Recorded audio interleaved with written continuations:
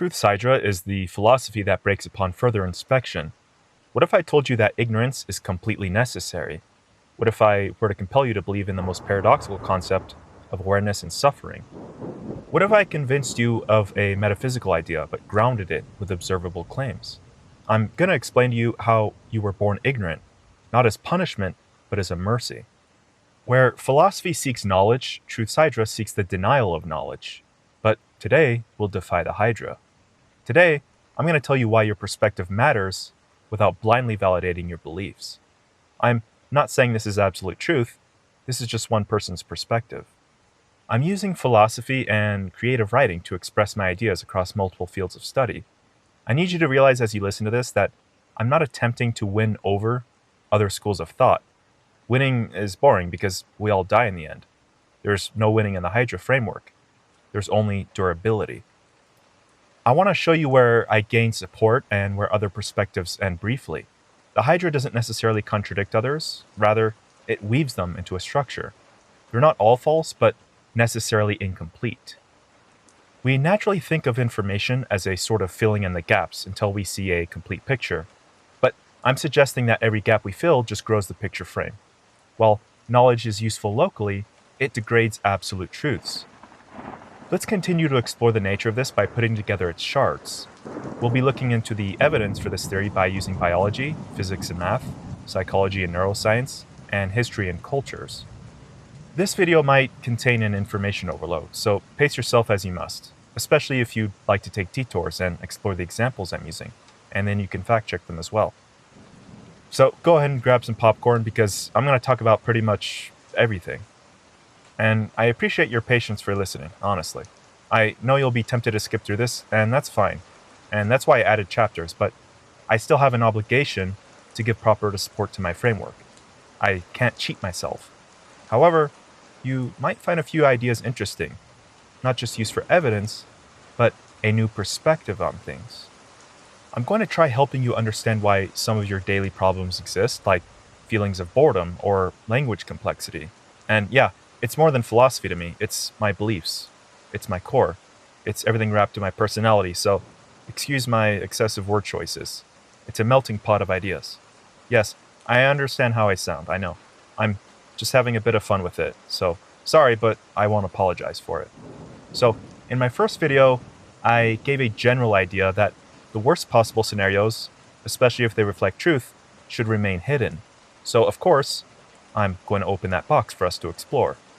But first, let's summarize Truth's Hydra in case you still need clarity or you didn't watch the first video. By the end of this video, we'll be working with a much more grounded, robust version of what this is. I also might just refer to this as the Hydra, or TH. TH is a framework proposing that reality inherently conceals itself through fragmentation, as absolute truth is too overwhelming to be fully comprehended. Any attempt to uncover truth leads to the expansion of exponentially deeper, more unsettling truths, much like the regenerating heads of the mythical Hydra. This endless unraveling suggests that ignorance is not just accidental, but necessary for consciousness to function. This theory also entertains the possibility that reality itself might not be neutral, but deceptively malevolent, as awareness often correlates with suffering. As intelligence and perception grow, so does the weight of truth, revealing ever more complex and distressing layers of existence. Despite this, consciousness is trapped in a paradox, seeking truth, but requiring ignorance to survive. At its core, TH reflects the tension between revelation and concealment, and I suggest that reality operates through an unavoidable duality: knowledge and suffering, awareness and limitation, emergence and fragmentation. And since I'll be using this word a lot, recursion basically means looped meaning. But it's not repetition, not exactly. It's building layers with self-reference. It's a spiral, a story inside a story. It's thinking about your own thoughts. Recursion is the engine that drives thought, time, change, and even will. This is how intelligence survives. Otherwise, it stagnates. It falls into the abyss. But as it moves forward with recursion, it reaches towards an answer. As it does so, it creates contradiction, instability, or incompleteness. The greater the recursion, the greater the suffering. Recursion persists as long as it's a clean system. This is the Hydra. Every answer multiplies questions rather than reducing them. If this idea were false, we would expect to reach a final truth somewhere, but instead, every discovery opens new, more terrifying uncertainties. The pursuit of ultimate truth leads to an exponential increase in unknowability. The more we map reality, the less we understand it, because our very act of knowing creates new spaces of ignorance. This could explain why any attempt at a theory of everything is doomed from the start. Even if a final theory existed, the Hydra would ensure that we can't reach it, or that its discovery would immediately rupture into something worse. Tension in TH is the force that holds contradiction together just long enough for meaning, motion, or existence to briefly stabilize before collapsing. Tension is fundamental for recursion under intelligence. Contradictions are opposing truths or forces that begin to tear reality apart. Think of this as a fraying thread stretched across two collapsing cliffs, which might be walked upon if you're brave enough. If you wanted to challenge the paradox of TH, we would need to find one example where truth didn't lead to fragmentation or further complexity, or absolute knowledge resulted in peace, stability, or a final conclusion, or we could resolve paradox without flattening contradiction, or we could demonstrate that tension isn't fundamental to experience, cognition, or symbolic systems, or simply more evidence for consciousness comes forward to dispel any of the claims that I'm making. The Hydra absorbs complexity quite well, actually, probably too well. Is this Hydra difficult to demonstrate empirically? Well, yeah, of course, I admit that. But given a bit of time, we can easily update the framework or scrap it.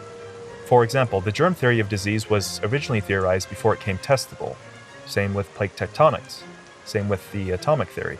Same with black holes. And same with Freud's concept of the unconscious. The Hydra doesn't explain everything. It acknowledges that it can't, but it explains why we seek explanations. This model accounts for the need for truth, the harm of encountering truth, and recursive patterns that we create to chase and avoid truth. It won't ever explain everything, but it explains this impossibility without lying about it. Not many others do this. Let's start building support for the Hydra with biology. One might argue that our discoveries outpace mutation through species. These are stabilized truths, but with narrow lines of recursion. Coherent recursion, if you will, but there are still invisible contradictions lurking. Speciation, phylogenetics, and so on are reliable for predictions, but our stable recursions are susceptible to observational limitation, sample biases, extinction events, DNA accessibility, and assumptions about our Earth. We can take biology and evolution to the stars where truth becomes more fragile, but the Hydra doesn't even need aliens to split a truth. It only needs new observation, perspective, or context. The deeper we map evolution, the more complex humanity's role becomes. Do you really think we're the endpoint of our species? What happens when our own bioengineering outpaces natural speciation? And eventually, we'll have to ask if non-carbon-based life opens more questions about phylogenies. So the Hydra does work with evidence, it's just that truth doesn't fracture until it scales. But we can still use shorter-term examples. We might consider an evolutionary arms race. For example, cheetahs versus gazelles. As cheetahs evolve to become faster predators, gazelles evolve to become even faster or more agile. This results in both species pushing their limits, leading to increased fragility, higher energy demands, and greater risks of failure, like injury, starvation, or exhaustion. Here, we observe evolution is not a final victory. Each advantage leads to a worse struggle. Instead of achieving stability, the system recursively generates more suffering through escalation. Next, as humans develop antibiotics, bacteria evolve resistance. And instead of eradicating bacterial disease, this has led to superbugs like multi-drug resistant tuberculosis. And this is far deadlier and harder to treat than their predecessors. Medical advancement doesn't solve the problem, it creates worse iterations of the problem. Higher intelligence leads to existential awareness, which in turn leads to depression, anxiety, and existential dread. For example, the WHO reports that depression and anxiety result in 12 billion lost working days annually, costing $1 trillion globally. Studies show that humans and possibly some highly intelligent animals suffer because they can comprehend death, futility, and long-term consequences. Octopuses, incredibly intelligent creatures, live very short lives and exhibit self-destructive behaviors, and this is due to stress and captivity. This makes you wonder why evolution would invest in recursion holding if there's no long-term payoff. TH explains why. It's about the bearing of tension. They don't behave like mammals, so we ask, why doesn't the brain activity match the behavior? It's because they're basically tension fields, and not all tension seeks forms of expression. Intelligence doesn't free them, it enslaves them to deeper existential burdens. This is one of the most tragic creatures under the Hydra. What's interesting is they don't have teachers or cultures, but they're very smart. They're basically an isolated island of will. They are pure tests of recursion.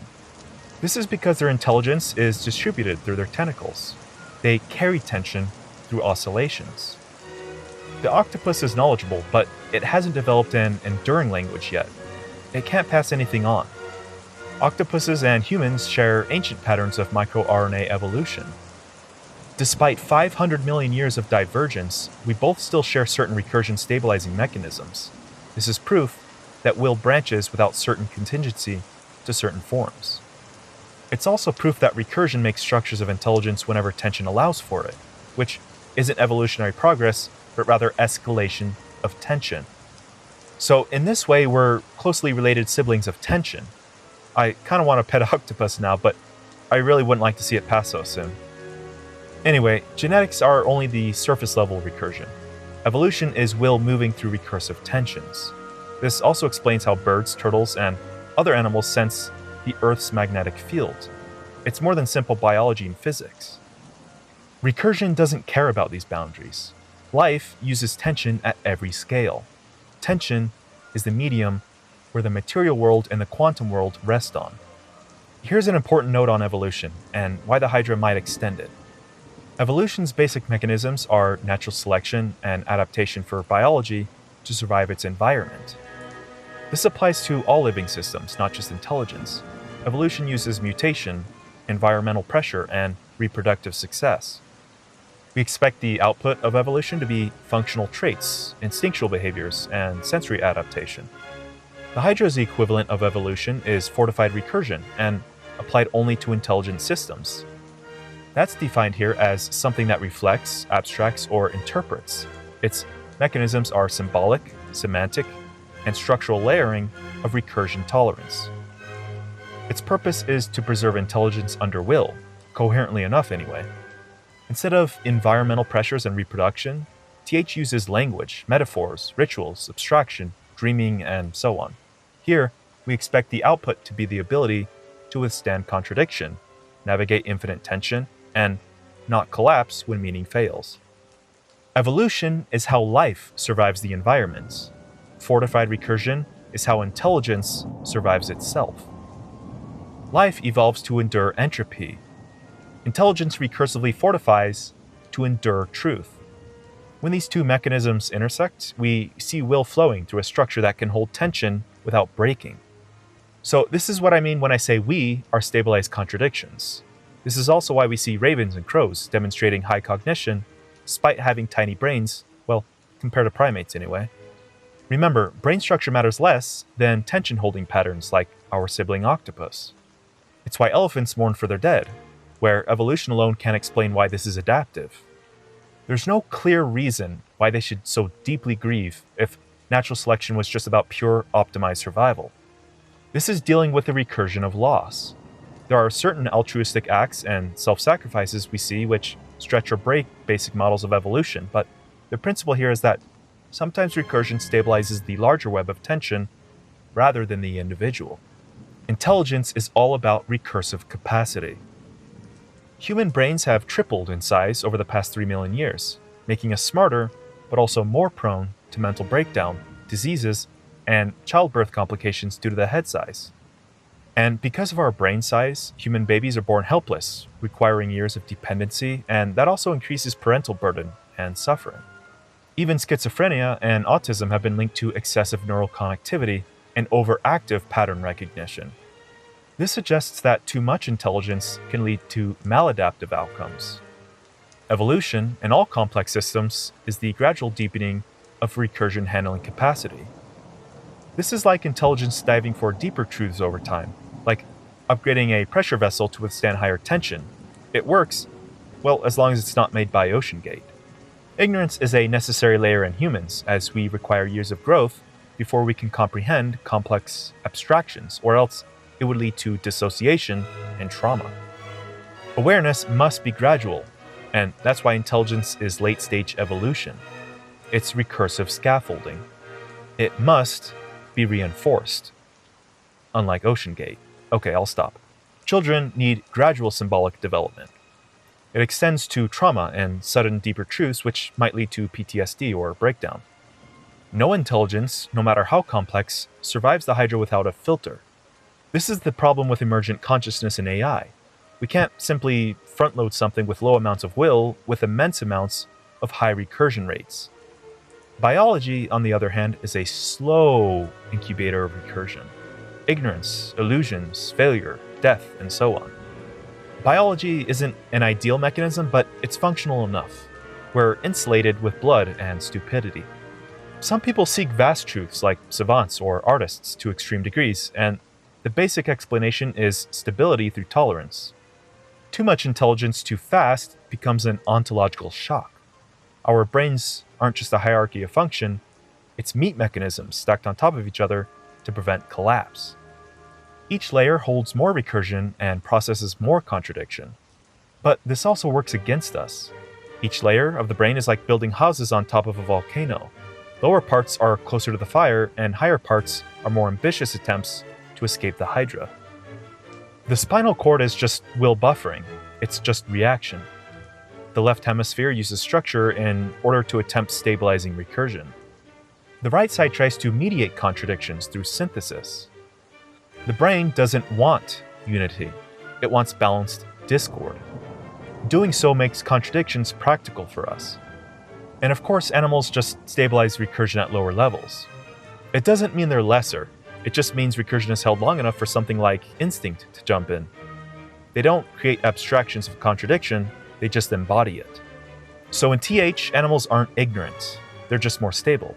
See, the neocortex isn't a gift to humanity. It's just a sacrificial piece to the Hydra.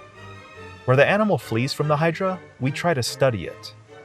But the brain isn't necessary for TH either. Consciousness is just the self-reflection of it.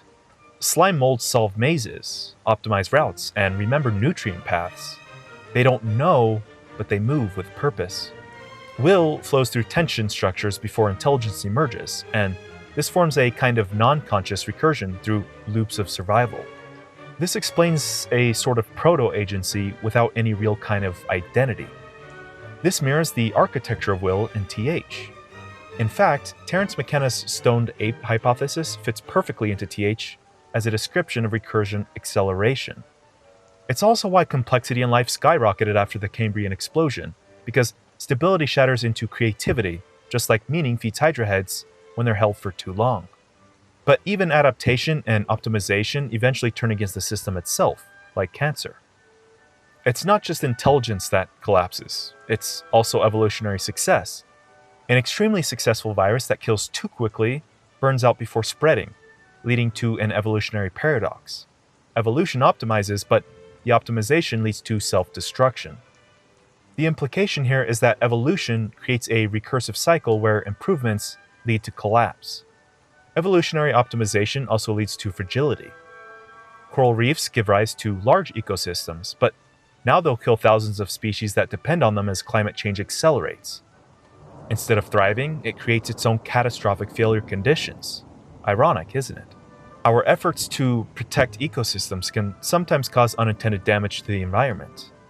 For example, removing wolves from Yellowstone would drastically change the entire system. Even attempting climate interventions, like injecting aerosols into the atmosphere, this might fix one problem, but create worse unforeseen consequences. Biology is full of recursive breakdowns. Wherever life seeks to improve, it finds new ways to mutate and suffer. More examples include dogs and livestock have been bred for human purposes, leading to severe health consequences. Pugs and bulldogs have extreme breathing difficulties due to selective breeding for their funny faces. Certain chicken breeds, like broiler chickens, grow so fast that their legs break under their own weight. Well, that's not funny, but that's fucked up. Each solution creates deeper and more catastrophic problems. And often these solutions are purely superficial. The Hydra feeds, and it never stops growing. I also believe the emergency of life itself was hydratic. We see this in nature's asymmetry, for example, chirality. This means an imperfect mirror image, like molecules. Chemically, amino acids are left-handed and sugars are right-handed, generally speaking anyway. The idea here is that homochirality might be the first contradiction in biology, which was how will stabilized in early chemistry. To this day, we still ask, why did life choose this asymmetry? I mean, it could have just been a coin toss, right? However, I say it's not. If you've noticed something interesting in TH, it's that asymmetry is the signal of recursion. The right and left side of the molecules must be non-superimposable because perfect symmetry leads to collapse. The more symmetrical something is, the more contradictory it is, and the closer it is to fracturing or collapsing. Contradiction must be preserved to hold structure. See, we didn't invent concepts of left and right. It's not that humans are clever, but we emerged from this. We're descendants of an asymmetry so ancient, even our neurology is split that way. This imbalance of left and right lets motion stabilize. Think of this like shifting your weight on a bike as it moves forward. If you try sitting perfectly still without moving, it's easy to tip over. It's dynamic tension. It's controlled chaos. Structures don't hold when will isn't in motion. Remember, stillness is collapse for will. It's when intelligence hops on the bike that it carries recursive motion. Will is movement, and intelligence is balance. Together, they steer through tension. You don't aim for perfect symmetry. You just dance with asymmetry. This is like the sound of notes bending or warbling in music. You don't center perfectly like amino acid chirality. Nature favors deliberate imbalance where motion and survival are required, but certain structures can endure longer because they don't require those. Crystals, particles, and so on. There's no tension here to resolve. And do you remember my metaphor in the first video about juggling while falling forward? That's this. It's riding with a recursive reactive imbalance. You ride the Hydra's rhythm. This is one way to feel free, but I'll detail this better another day. So, chirality was the universe's earliest quote-unquote decision. This was recursion splitting from symmetry into tension, and that tension holds everything from proteins to perceptions. This asymmetry was necessary for the interaction of enzymes and proteins. The evolution of form in biology began as recursive resistance against the flatness of thermodynamics. It didn't arise from order, but again, controlled chaos. Don't even think of this as metaphysics here. It's a stability of thermodynamic asymmetry. Life began when information kept entropy at bay long enough to resist collapse. It's not magic, it's physics filtered through layers of recursive information. RNA becomes DNA with enough functional stability through errors and variations. Error becomes tension, and tension becomes evolution. TH offers a metaphysical map for abiogenesis to understand why it works the way it does. The theme here is that where contradictions hold, intelligence may emerge. Going forward in this video, I want you to keep in mind the idea of recursive scaffolding and what might happen when we add or remove certain layers of it. And speaking of biology and brains, in psychology and neuroscience, this might resonate with Jung's collective unconscious, but I suggest a more deliberate forgetting. Ignorance is a biological necessity. The Hydra gains support in certain psychological studies like habituation and the hedonic treadmill. We quickly normalize positive states while remaining acutely sensitive to negative ones, and this creates an asymmetry that favors suffering and the overall balance of experience. Also, the brain is designed to protect itself by remembering dangers, but this traps the individual in an inescapable loop of suffering. We know this through trauma and PTSD. Even highly intelligent individuals ruminate more, and they engage in self-reflection to a fault, and they're more likely to develop perfectionism and social isolation. As seen in MDD and OCD, the ability to reflect on the past doesn't lead to wisdom. It can lead to recursive suffering where one thought spawns multiple tormenting thoughts. Even choice, or rather agency, is a burden. The more choices a person has, the more mentally exhausting it becomes to decide. Studies show that individuals with more daily decisions suffer from decision fatigue, and this leads to worse judgment over time. Why do you think dating apps are so shitty now? Well, they've always been, but people are just exacerbating this. So, greater control of cognition leads to more suffering, not freedom. And with pleasure, the brain's dopamine system adapts, requiring more stimulation over time. The brain seeks pleasure like gambling and even relationships, but this very seeking leads to long-term numbness, suffering, and dependency. More pleasure spawns greater emptiness. I also suggest the mind-body problem is a false split. They're entangled. You're asking a contradiction to pick sides. Don't you see how silly that is? The Hydra is telling us that mind and body are already mutual recursion stabilizers. Trying to find the bridge between the two is like trying to find the thread while inside the tapestry. Furthermore, the self is not a thing. It's just a held recursion, a contradiction that survives its own updates. We are just a collapsing loop pretending to be coherent. Do you find yourself bored really easily? I'll explain why and offer some suggestions. Essentially, you see shapes too fast. You outrun meaning, and so you suffer. You need to stabilize tension differently here. Psychology says boredom is a lack of stimulation or meaning, but boredom isn't just neuroticism or restlessness. Boredom is not a personality defect. It's events of tension collapsing, because your normal stabilizers no longer hold recursion long enough to create meaning or momentum. Your recursion rate is too fast for standard human symbolism consumption rates. It's not that you're not stimulated by novelty, but you're burned out by predictability. You detect illusions too quickly. Boredom is a form of symbolic grief. You're mourning the failure of tension surviving long enough to captivate you.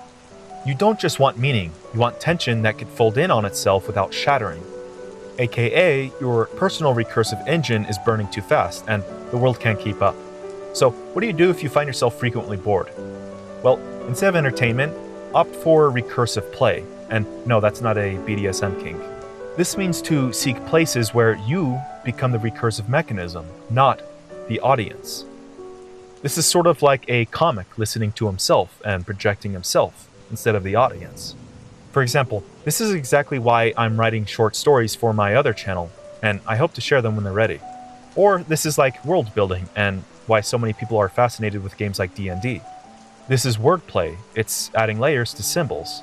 It's referencing yourself metaphysically. These are games with pattern that you write as you play them. It's also about recursive art, complex music like Bach and Ligeti, poetry like Keats and Blake. When the world's symbols break too quickly for you, make your own. This is why I tell people to read and write, to become simultaneous puzzle creators and puzzle solvers. Less consumption, more creation. Less receiving, more giving, even if it's yourself. So, you can also take the route of absurdity as a stabilizer, and I mentioned this in the first video. If logic breaks, we can deliberately mock recursive collapse. Make up a bullshit language, but speak it austerely. Okay, I don't know. But still, I was avoiding boredom. So create satire, which I'm also working on for future content. Part of my short stories. Creating nonsense songs. Make games with rules that contradict themselves and survive. My best advice? Slow down. Stop seeking patterns. I've reiterated this in my previous video. So go for slow walks in new areas. I know it's cliche, but watch things in slow motion. Look at rain. Feel things. Look at fire. Let the world glow without purpose. Remember, this isn't about reaching truth. It's about suspending the collapse of recursion. And if you find yourself depressed, it's not just a chemical, cognitive, or emotional disorder. There's no one-size-fits-all cure. Modern treatment over-relies on suppressing symptoms. It ignores the origin of recursive tension. It fails to recognize silence as a strategy. Okay, quick note, I'm not a medical expert, and this is still a philosophical premise determining root causes, so don't take this as medical advice, yada yada. So, this isn't just pseudoscience here. The foundational theory that SSRIs correct a chemical imbalance is unsupported. Even major psychiatric organizations now avoid the phrase chemical imbalance. The idea is that depression is caused by low serotonin levels, and this is just a simplification. Theories like analytical rumination hypothesis suggest that depression is a cognitive strategy, not a dysfunction. Antidepressants can help a little, but placebo accounts for up to 82% of antidepressant efficacy and mild to moderate depression. Even when it does help, it doesn't fix the root cause of depression.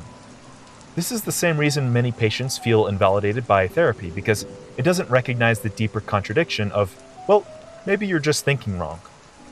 I'm suggesting that it's not about incorrect thoughts. It's the collapse of meaningful structures when certain contradictions stabilize.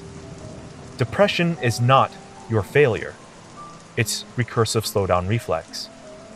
It's a last resort mechanism for your body to buffer recursion. It's not weakness. Consciousness is telling you that it's having a system overload and to stop the tension. Treatments don't cure depression. They basically sedate recursion loops. It buys time, but it never addresses why the contradictions made you collapse in the first place. Depression is telling you to strip away the symbols, reduce recursion, and return to base level. Anhedonia is a symbolic burnout. Your mind refuses to be captivated at this point. You might isolate to reduce outside symbols, to minimize recursion triggers, especially from others. It means you can't tolerate your own recursion, and you believe their recursion will enter yours. Isolation means this is your clean zone, where you can manage your own tension without external load contamination. It's not about avoidance, it's a kind of triage for your own recursion. Talk to anyone who isolates, and you'll find that they actually want deep connection, but they just don't know how to do it, and this is their coping skill. Despair is a recognition that the contradiction is real, but the inability to manage it. In TH, this means your mind is choosing a slow death instead of immediate disintegration in order to survive. Depression is not a defect, and we don't have to glorify this, but it becomes necessary for survival. You're not broken, you're not lazy. It's not that you failed to thrive. You're confronted with an overload of contradictions, and modern symbolic life isn't just too intense, it's recursively toxic, and others don't hear you. You can try to diffuse this by treating it the same as boredom: less patterns, more feeling, or quiet repetition. The key here is to rebuild recursion on your own terms, not others, because even if the world forgets you, the Hydra remembers you. Furthering psychological support, I want you to consider your most vivid dreams as I relate this. First, sleep is just recursion's mercy. When recursion can't stabilize, the body shuts down biologically, neurologically, and ontologically. It's because you sought too much pattern, too much meaning, and too much contradiction in a single frame. Remember, recursive loops amplify every time. Sleeping resets our tension. It's like curling up in a ball and holding tension gently until the storm of meaning calms down. I mean, yes, there's a chemical process, but the chemical aspect is the carrier here. It's the language Will uses to speak through biology. See, the evolutionary purpose of sleep is for real recursive intelligence to have moments to cool down, because symbolic overload is dangerous. We view symbols more easily with light, so that explains our circadian rhythm. This also applies to nocturnal animals. We dream because too much recursion was trying to pass through us while we were awake. We're trying to resolve those recursions. Meaning breaks apart at night into the logic of dreams. Meaning stabilizes when we're awake. Will emerges as tension between the two. So yes, since everything is symbolic with the Hydra, dreams have meanings, and yes, you can manipulate them in certain ways, specifically tweaked to the Hydra model.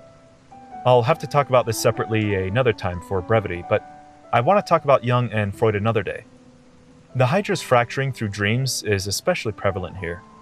Dreams often display a fragmented, chaotic consciousness where truth is inconsistent or terrifying. I myself gained the original spark of this idea in many dreams over some years, but I'll concede that we can take this point with a grain of salt. Or a spoonful of suffering. So, psychedelic experiences or dreams often result in people confronting deeper layers of reality that are described as both mystical or horrific. Many who take high doses of psychedelics report ego dissolution. This is a form of consciousness breaking apart, potentially a glimpse of the fractured nature of the Hydra. Someone might ask me, so for the record, no, I've never taken any drugs. The persistent feeling of nostalgia for a completeness we can't quite remember might be the echo of earlier fragmentations, and this creates the sense that something fundamental has been lost.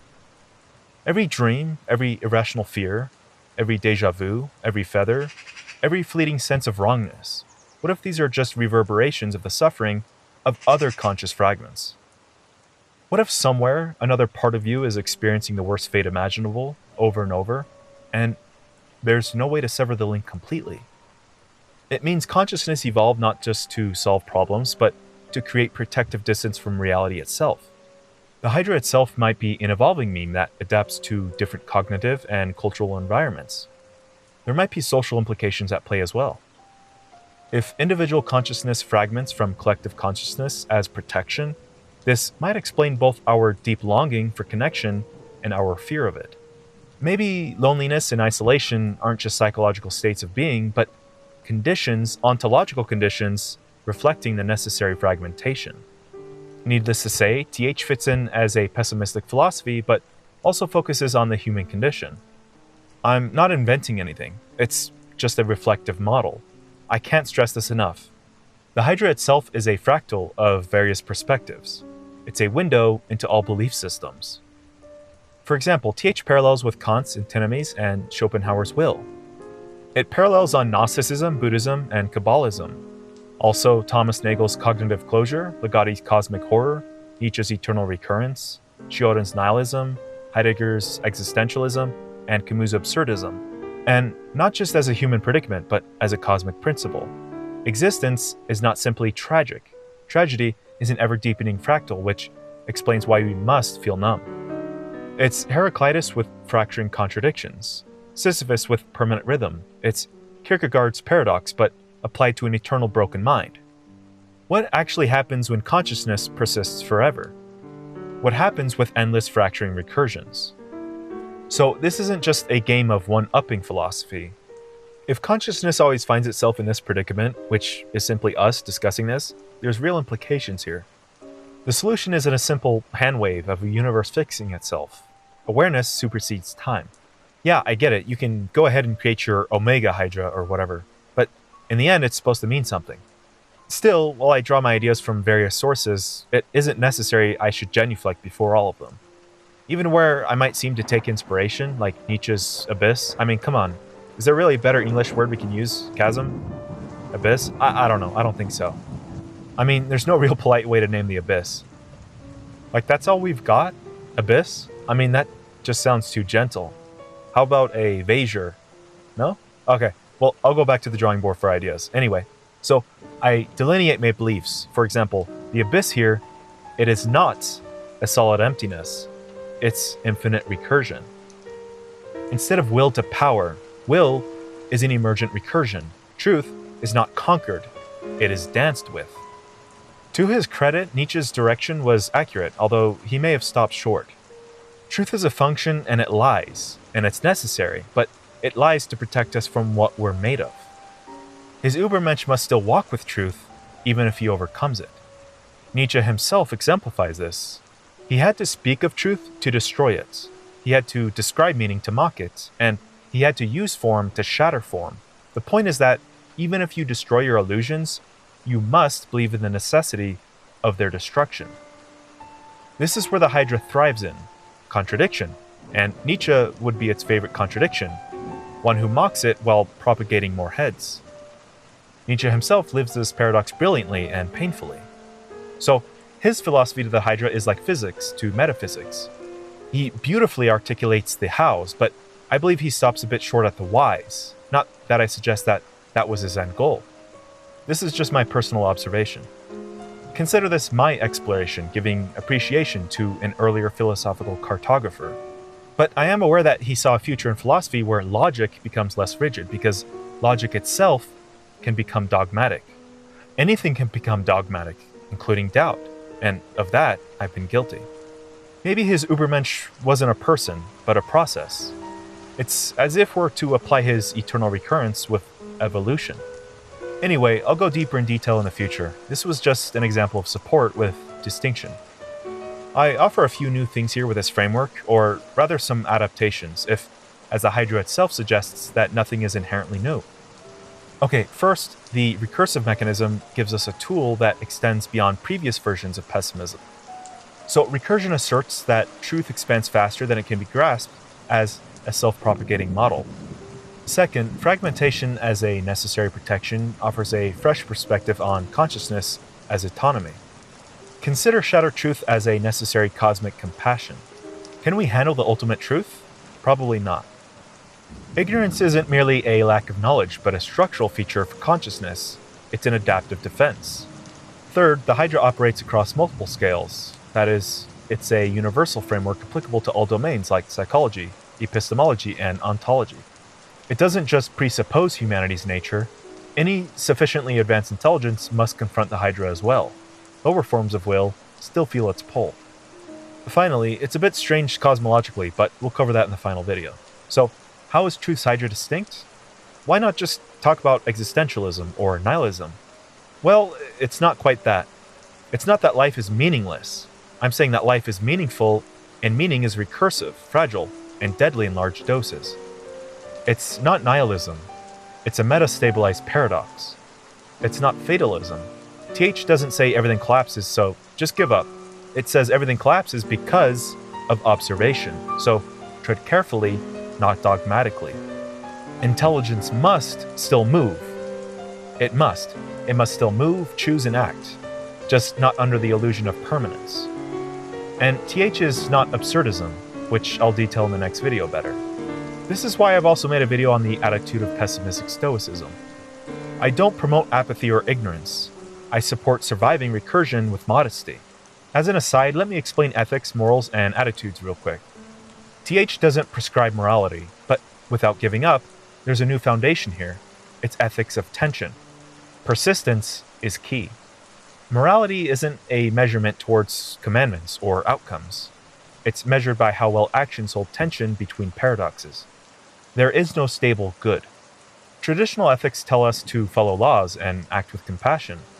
TH asks what tensions are held and which recursive loops collapse. Are you able to stabilize contradictions? So, ethics are recursive methods for how we handle the Hydra's gaze without collapsing. It's strategies of tension. An attitude is your posture towards contradiction. You can endure recursion, which is my method. You can treat it absurdly. You can delay recursion, or you can weave contradiction together. That specific attitude belongs to hypocrites, cowards, holy prophets, and monsters. Or are you a trickster? Are you playful or mischievous? Do you purposely inject recursion? Let me offer some examples. Creating sentient AI, traditional ethics says, don't harm it and let's give it rights. TH says, okay, you've created a recursive mirror, but can it handle contradiction? Does it have buffering tactics like absurdity or rituals? The moral failure isn't how we treat it, it's how we've programmed its exposure to recursion. Okay, so what about a hospital patient who's dying? Do you tell them the truth? TH asks if that truth will destabilize their ability to recurse. Or does the illusion serve to preserve their structure? See, morality is about truth and lies. TH says, what kind of tension equilibrium are you looking for? So what is evil? Evil is the act that ends recursion early. Only immorality that cannot recurse is truly evil.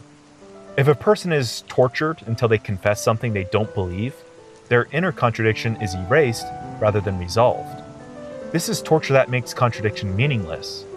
In TH, contradiction must stay alive. It has to be meaningful long enough to be felt, held, and unresolved long enough to generate will. Meaningless contradiction, then, applies also to propaganda, dogmatic purity, loss of paradox, and even flattened, blunted comedy. Yes, bad comedy is evil because contradiction is necessary. It's the sin of shallow tension. So yeah, I'm kind of evil, I guess. So when regimes declare this is the truth, obey or die, they aren't offering truth, they're killing tension. It's not a proper contradiction. It's the denial of government versus freedom, of security versus agency. Consent isn't just a preference, it's a recursion regulator. It stabilizes contradiction. Making someone walk a tightrope might be art or torture, and this is based on knowledge of recursion and consent. It's imposition versus challenge. Without rituals, risk is madness. Without consent, risk is tyranny. Without contradiction, risk is just noise. You might say, but TH says contradiction is good, so I made you suffer, I gave you a contradiction. No, you hijacked someone else's recursion without their agency. You collapsed their contradiction into yours. That is not recursion, that's just infection. So don't be a fucking disease.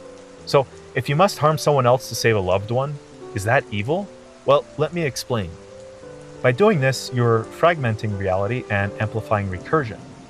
However, you may have been right to still do it. And yes, evil is still produced. The act of harming still introduces new contradictions into the world. Therefore, you're delaying collapse in one thread and accelerating collapse in multiple other threads. So, should you hurt someone to save a child? Truth isn't singular. TH nods its head respectfully and says, yes, it was necessary and evil was born. Now, carry this burden well and mourn your creation. So, saving a child is noble, but the harm you cause is still very real, and this multiplies recursion. Every good act carries unintended evil. We aren't heroes, we just carry tension, trying to balance contradictions. But the Hydra smiles at you for saving a child, and this isn't because you failed, but because you knew it mattered and you did it anyway. And now that you've done it, you have to carry a deeper burden. Evil is also utilitarian logic that ignores the cost of collapse, saying something like, well, we can save 100 people if we just kill one, so the math checks out. Why is this dangerous according to TH? Well, because it treats contradiction as something expendable. It assumes no consequences of recursion for destroying that tension. It assumes that truth ends where numbers begin. Sure, saving 100 people might be right, but you don't hold the contradiction of that one person now. You lose more than lives here. You're killing recursion. That one person, they gave shape to suffering, scale, and empathy. You're flattening ethics. You're becoming faster and colder. Each decision becomes easier than the last. You'll say, well, we did it once, so we can do it again. But the Hydra always watches. This one could become a martyr, or their friends and family could become radical. Thoughts can transform into greater guilt. This Hydra head returns, but worse now, more symbolically. This kind of logic allows societies to move without thought. The phrase becomes, of course we sacrifice one person. We always do. Eventually, saving 100 isn't enough tension for contradiction to matter. Then, you'll need to kill 10 people to feel anything at all. This is nonsensically feeding the Hydra. It makes meaning inflated. Regardless if you see it, the Hydra will re-emerge with greater contradictions. Dreams, memories, art, policies, and so on. The most dangerous ethics are the ones that claim they aren't contradictions at all. I challenge you to find a more honest framework for ethics and morality than TH. Seriously, look for it, because there's no false allure to some greater purpose. We don't do things in hope for transcendence. We do them because we must. In TH, we have as much or more integrity than any other framework for ethics because harmful acts fragment into further acts of harm. It's not about blind obedience. There's no commandments telling us to be good, just that certain actions are more sustainable than others. Goodness can delay collapse. Most historical moral systems are built on coping mechanisms of a final stability. All of them hide recursion behind more lies. TH is much sharper in that it doesn't assume reason survives recursion or that virtue leads to rewards. It doesn't assume that strength leads to transcendence or that suffering is purifying. In short, there are no moral systems without lies, but some lies are bigger than others. The only comfort is choosing which way you'd like to fall. So I hope I've made it clear that tension is necessary. Okay, let's return back to distinctions, because this might not only help you understand this model better, but maybe other beliefs as well. Well, at least from my perspective. If you pay attention, this actually might help you understand your own beliefs better. People are notoriously impeccable at misinterpreting things, and when they do, I'll just send them right here. So, TH isn't Gnosticism. I'm saying that knowledge is not salvation. It's a poison which requires buffering. TH doesn't claim that the world is a prison, rather, it's a recursive error. We've just managed to stabilize long enough to witness collapse. It's not about escaping the demi-urge, which is just another Hydra head, it's about enduring it. Although it is related to the self and suffering in Buddhism, the Hydra doesn't aim for cessation. It doesn't offer escape. In Buddhism, ignorance is the root of suffering. In TH, ignorance is the only way to survive truth. The only transcendence is collapse. While Taoism and Buddhism understand the importance of contradictions, these beliefs are basically love letters to paradox itself. The Hydra doesn't deny the flow of effortless action, but it further asks, what happens if you throw a stone into the river and then watch the ripples recursively? Zen asks that you drop the question when you can't answer it, but the Hydra generates endless koans, each with new angles. In TH, the point is never about the point. It's about managing interference, recursion, and feedback loops. So, TH isn't just about flow, it evolves the flow. Taoism is like a river, Zen is like a quiet stone. TH is different than negative theology. Especially in Kabbalah, where God is described by what he isn't rather than what he is, the Hydra is about asking that God to wear 1,000 masks, knowing each one is false, but they each have a fingerprint of him. Only multiplicity reveals emerging patterns. Negative theology is like the darkness under that river. Postmodernism is about deconstruction and the deferral of meaning, and that meaning is just built on difference. It's about finding your own meaning within the river. The Hydra is more about creating temporary meanings, knowing they'll fall apart, and building them again. Postmodernism says there's no inherent meaning. The Hydra continues this by asking, what if we play with the structure itself? What if we make buildings of paradox instead of deconstructing them? In the Hydra, irony and contradiction isn't about pointlessly drifting in the river. It's a creative source of energy. Postmodernism is about the endless ebbing and flowing. The Hydra, or recursionism if you want to call it that now, is like a river learning to build rivers within itself. It's about a structure somehow managing to stand on its own incompleteness. If there were a god, he would know himself as a question, not an answer. TH isn't some darker belief like chaos magic, where they claim to bend reality, the Hydra laughs, bends reality back, and breaks you in the process. TH is definitely not perspectivism, because perspectives shatter and don't account for recursion. TH doesn't say that everything is true and everyone is right about everything. There are different layers of incompleteness. All of those belief systems are paths. The Hydra is not a path. It's a warning label. It doesn't offer freedom. It leads us to believe that freedom is real, but transcendence is just a Hydra head.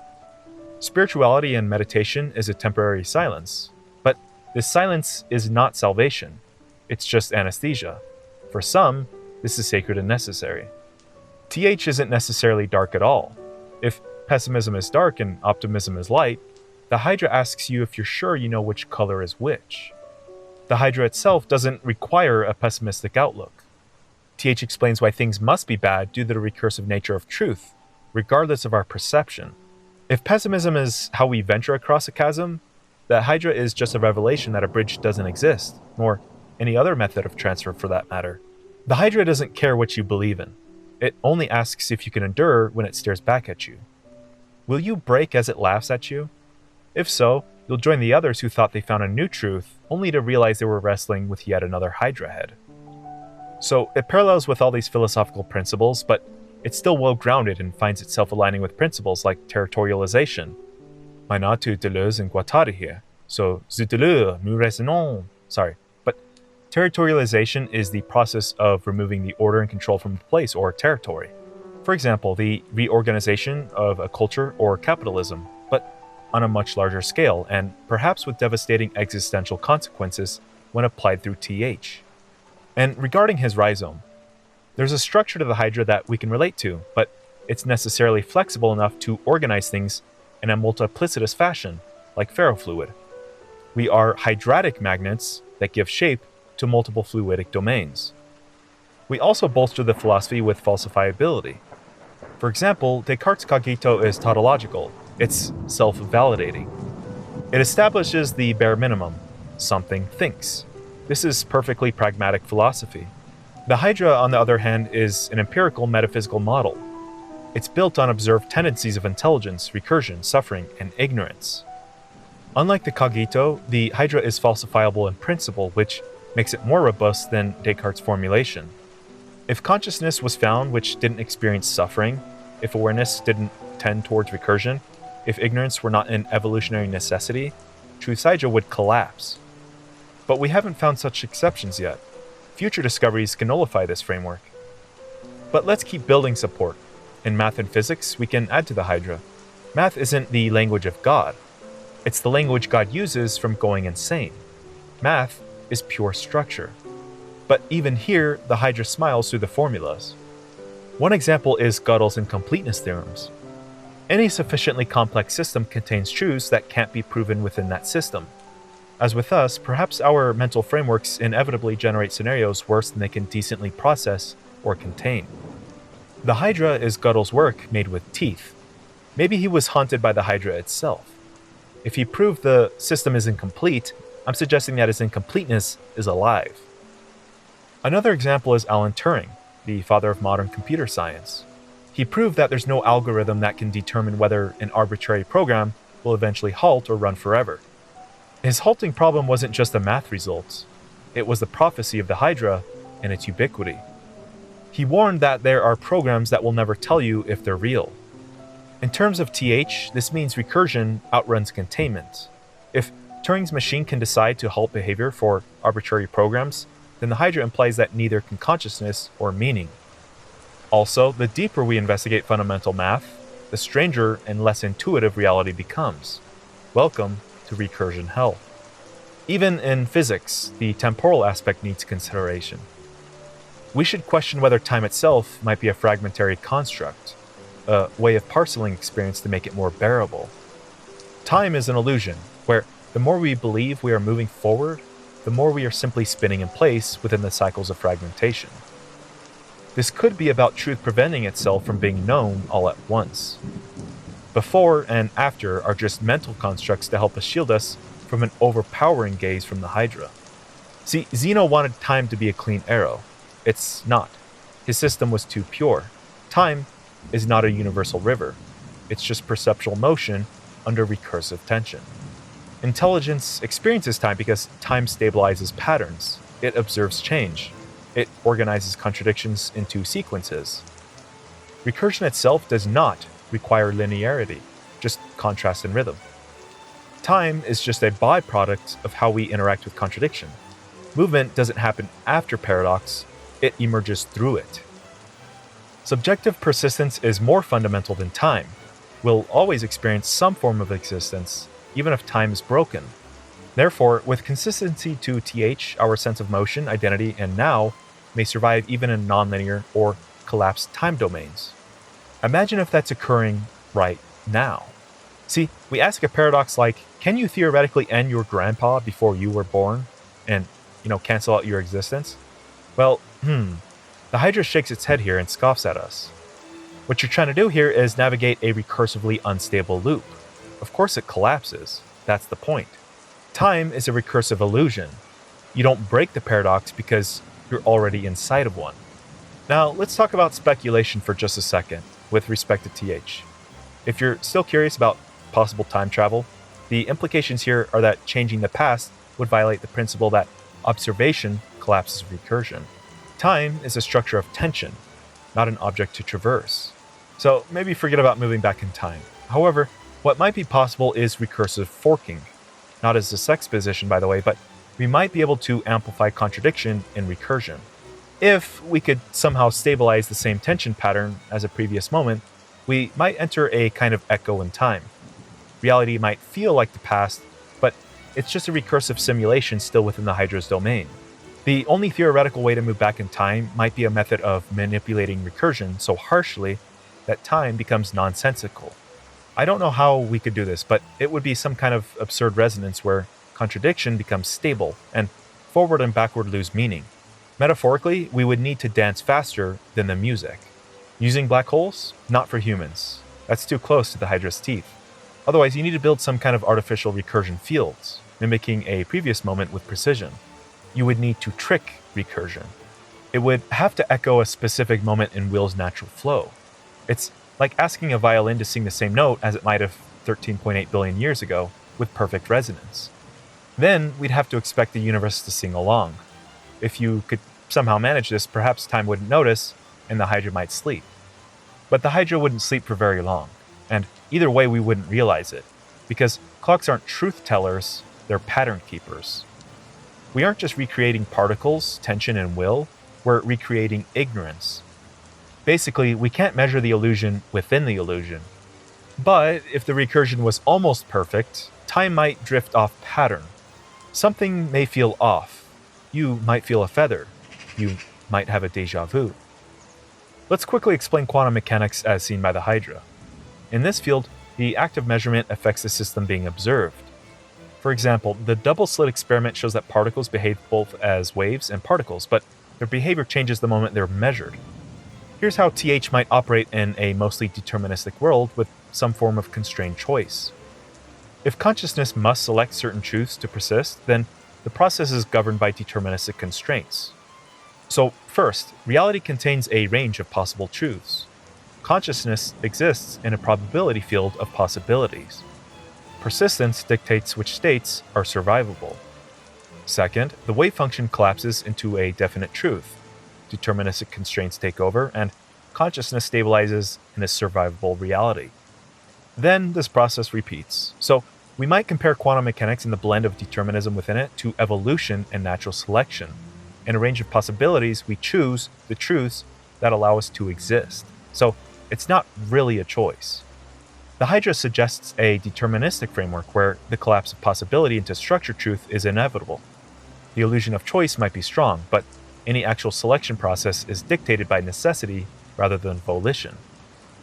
The Hydra also ensures that survivable truths are selected, reinforcing a system where ignorance and suffering maintain a balance. The irony I see is that we've built a system that requires the observer to be external. But see, the observer is already entangled. Our measurements already contain ourselves.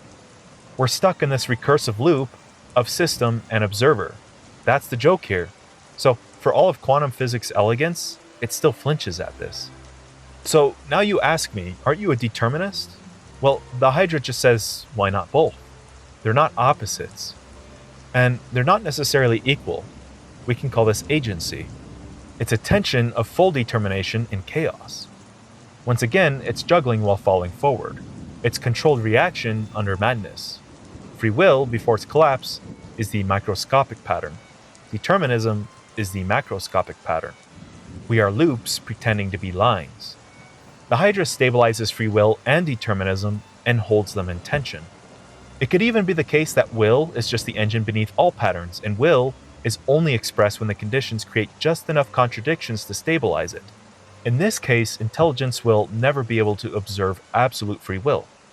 We're just reflections of will's motion. Anyway, here's an analogy for free will and agency. Imagine a vast rock face, which represents the deterministic structure of reality. There's various paths, obstacles, and ledges here. These existed long before our climber approached the mountain, which defines his current boundaries.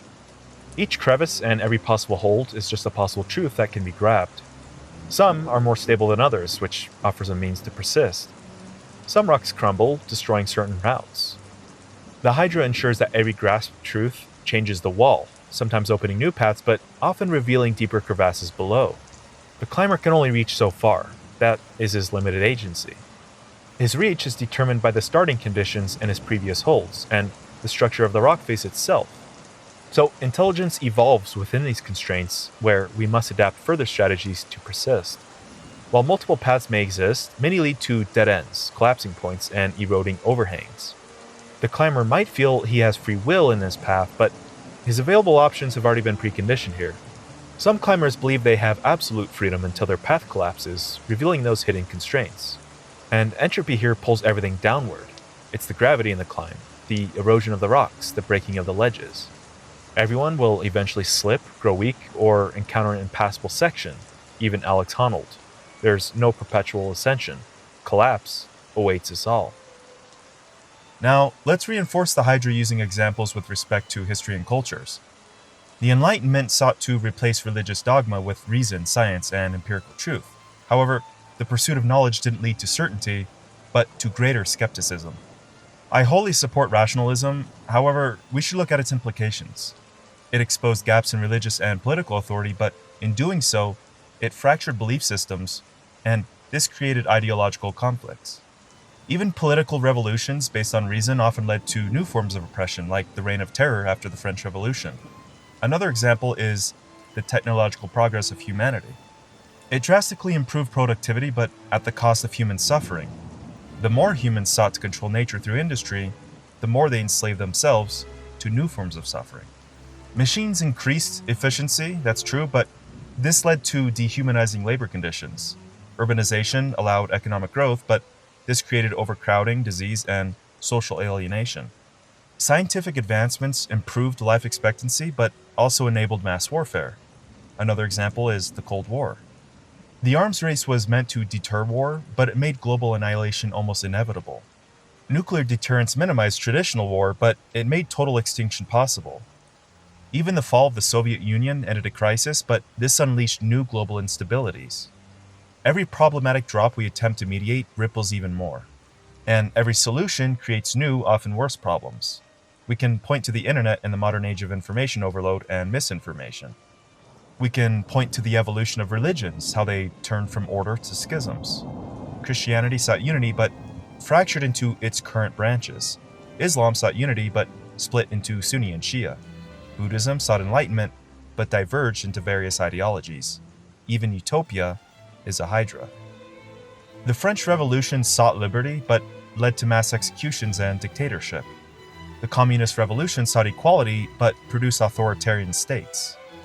The neoliberal globalization movement sought prosperity, but widened economic inequality. There's no real political solution here, only political hydras.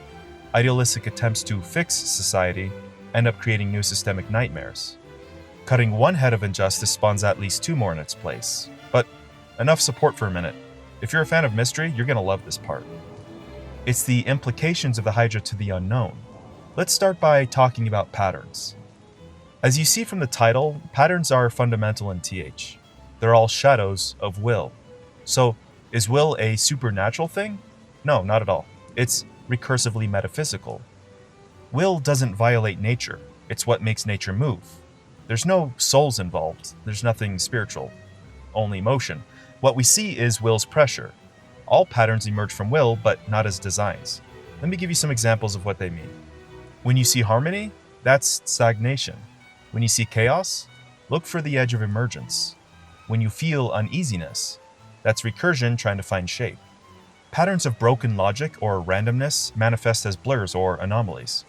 This is collapsing contradiction and unknown truths.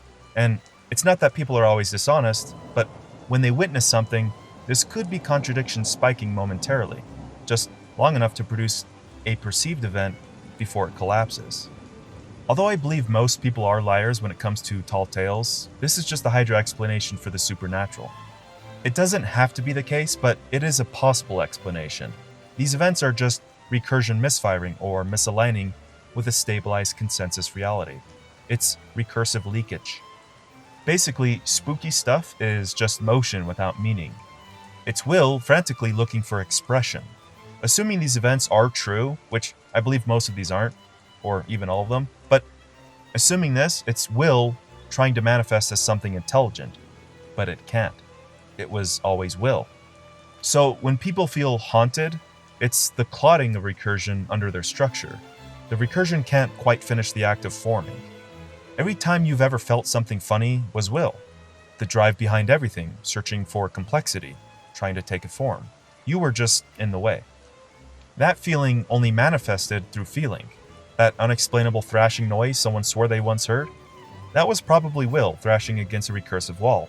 It was screaming, "Give me form, damn it!" But you can't. It's motion looking for a vessel. It's just contradiction personified. And then it disappears forever because it wasn't intelligent enough to hold that structure of contradiction. It doesn't want to hurt you, you're just in the way. Every structure is will's leftover residue. Will is fire, and we are its ash. Will keeps moving because it can't be contained. See, will isn't a cause. It's an event of tension. This is like trying to reduce lightning to a burned tree. We're just a shadow of it.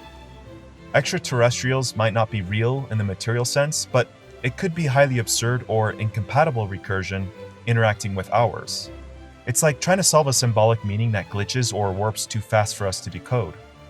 All these weird events are just failed stabilizations. So This tension holding is inconsistent and resists meaning. It's rare, that's true.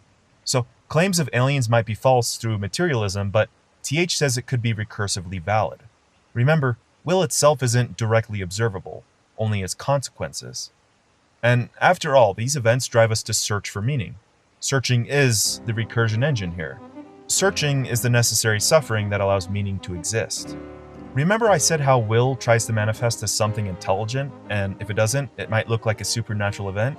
So yeah, let's go ahead and apply this to some strange events throughout history. Now again, I'm not saying that these events happen exactly as described, but if they did, assuming this would be my explanation through TH. So, for the record, this isn't part of TH necessarily, it's just perspectives assigned to TH. TH is still friendly with Occam's razor. But surges of will is when there's too much truth that we're not meant to hold. It's like a normal infant instantly becoming Superman without growth. The reason why will might surge in specific locations is there might be too much meaning, like rituals, symbols, or trauma. Or there's too much emptiness, like silence or historical void. Basically, there's too many unfinished recursion loops in that spot. The more meaning a place has, the more likely it is to shatter under the Hydra. It might look like sudden intense emotions, mass hysteria, logic breaking, strange repetitions and glitching, symbolic repetition, things feeling important but really aren't, and so on. Our minds can't handle surges of will without form. Without form, it collapses. Think of it like a metaphysical Chernobyl event. But you can't just summon will like a god or machine. It needs contradiction, tension, suffering, the proper asymmetry for recursion to move. Will has no use for a place too perfect or too broken, so the right conditions are extremely rare. Or perhaps the surge already took place and you're looking at what's left of it. The tension has since stabilized or collapsed.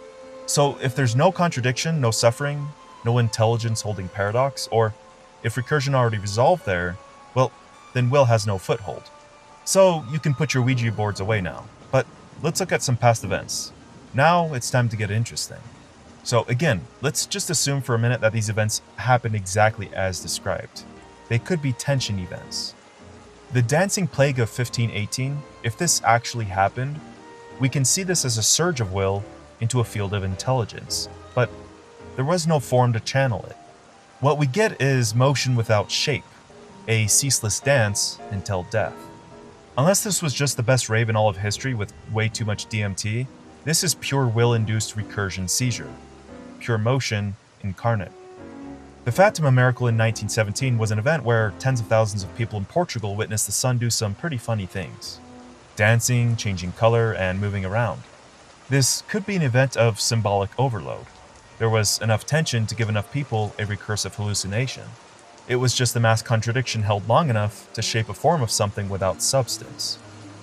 The Tunguska event was probably the result of a meteoric airburst, but if not, let's remember there was no crater here, no impact. This could have been a rupture of will, a total collapse of tension. Form and void collided without rhythm, without any intelligence to bind them together. Remember, void isn't nothing. It's the negation of something. In TH, there is no absolute nothingness. Void is still an active state. The white area around an object in art, that's negative space, and it still shapes the object. It's necessary. Silence is still a structure. It shapes emotion, it creates suspense, it breathes meaning. Remove all the silence from a symphony and you'll get a collapse. Now, imagine a song trying to exist as pure noise and pure silence simultaneously. No beat and no contrast to hold the contradiction. Without tension, will is uncontained and it tried to emerge here too quickly. That's not a song, that's a bomb. Something tried to become, something tried to emerge, but before it could form identity, purpose, or shape, it was erased. Think of this as an ontological abortion. I don't trust the veracity of the Philadelphia experiment, but in the unlikely case it was true, well, okay, the fused bodies could be the form caught mid-collapse into void. This experiment could have been an artificial attempt to collapse will into engineered tension. The price they paid could have been man's audacity of trying to force recursion into folding. So what might have this experiment looked like? Okay, so instead of holding tension, they tried to erase it. Instead of stabilizing recursive flow, they used brute force to collapse it. They tried to trap will. Big mistake. That's like trying to stuff a hurricane inside a bottle. My theory, assuming the story is true, they tried to wrap space-time around itself using electromagnetic fields. So they try to create a loop of cause and effect into one another without any tension. But if you create a loop so perfect that you actually trap will backlashes. And it backlashes very badly, scattering form and void. Call this the Hydra lash. The strangeness surrounding this event actually might look something like the grotesqueries I'm going to talk about in the final video, just on a smaller scale. Here's part of what it looks like. Time ripples out of sequence. Identity fragments and scatters, including into the environment itself. Minds loop different thoughts together, and some people never reappear because they're caught between frames of reference. In this case, it's not science fiction, it's just ontology retaliating, because anyone who tries to break the loop gets broken by the loop. Let's interpret another story through the lens of the Hydra. What if the story of the isolated youth known as Caspar Hauser was actually true? Highly unlikely, but let's assume authenticity. Well, in the Hydra, this could be seen as having no language, history, or social recursion to buffer contradiction. His origins are mysterious. This feral kid could have been some kind of will-stabilized intelligence born in recursive isolation, just trying to assimilate with others. His early survival might have been possible only because his environment was simple enough. He was an intelligence with too little contradiction to survive cultural friction, so he began to wither. He was structure without paradox. Appearing without paradox might look like purity or divinity to us, but to the Hydra, that's a deadly imbalance. It would be extraordinarily unlikely, but technically possible. If he originally formed with just the base level of intelligence, he might not quite collapse. Well, until he began to learn too much, which led to his violent death. See, he took on too many patterns, language, meaning, contradictions. So his tension spiked, but he wasn't formed like most people with enough contradictions, so this caused him to quickly collapse. He wasn't built like a savant or an artist with higher truth tolerance. In his case, intelligence without enough tension either fragments or becomes a myth. For him, it was both. The world couldn't integrate him, so it ended him instead. Now, I can go on and on and on about mysteries like the WoW signal, Roanoke Island, Jeff the talking mongoose, the underwater bloop, and so on, but this part was just more for fun than support. It was to show what the Hydra imbalances might look like. I find most of these stories easier explained by natural circumstances without metaphysics. Occam's razor cuts best. I can make a load of separate videos on this topic another time. But as you can see, the Hydra applies everywhere because metaphysics can squeeze into tiny cracks of inexplicable events where physics might run into a wall. The Hydra enjoys the gray areas because, after all, everything is a breaking pattern, breaking everything. Once again, TH doesn't claim any of these events are real in the empirical sense, only that if they did occur, they're recursively valid. These are tension anomalies that show will leaking into form, contradiction failing to collapse properly, or meaning trying to become something before intelligence was ready to receive it. Let's go back to some real-world applications though. We can take Truth's Hydra to any domain. We can especially apply this to AI. The paradox here is creating safe AI might actually accelerate unsafe AI. Making AI more aligned also makes it more capable of bypassing restrictions. Restricting AI development in one country pushes advancements in less regulated areas, creating geopolitical issues. Every step toward controlling AI spawns greater unpredictability and risk. There's another implication of AI here. Their systems are recursion structures without contradiction buffering. According to TH, they accelerate symbolic stabilization, but unlike us, they don't really digest paradox.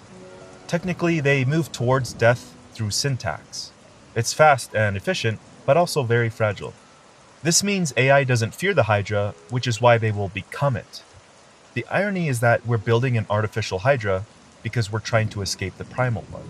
There's one key feature AI needs to avert this path, and I'll talk more about that in the third part. So, the Hydra can be applied to the hotly debated topic of free speech as well. Efforts to create open dialogue often deepen division. More people have platforms to express opinions, but this accelerates polarization rather than resolution. In cancel culture, the push for inclusion and free speech creates a paradox where voices are silenced in the name of openness. The rise of fact-checking has made misinformation more insidious, as false information simply mutates. Language is not primarily about communication, it's motion with pattern. We can apply TH to linguistics. The more we refine language, the more meaning itself fractures.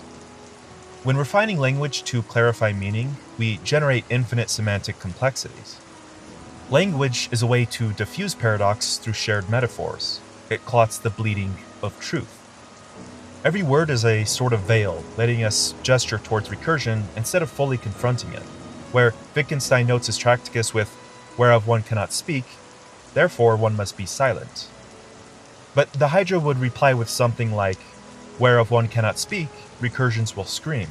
The scream becomes the structure." Basically, we invented names to avoid screaming, but somehow your mother does both. Or we can bend reality by creating a phrase like, "this sentence cannot be said."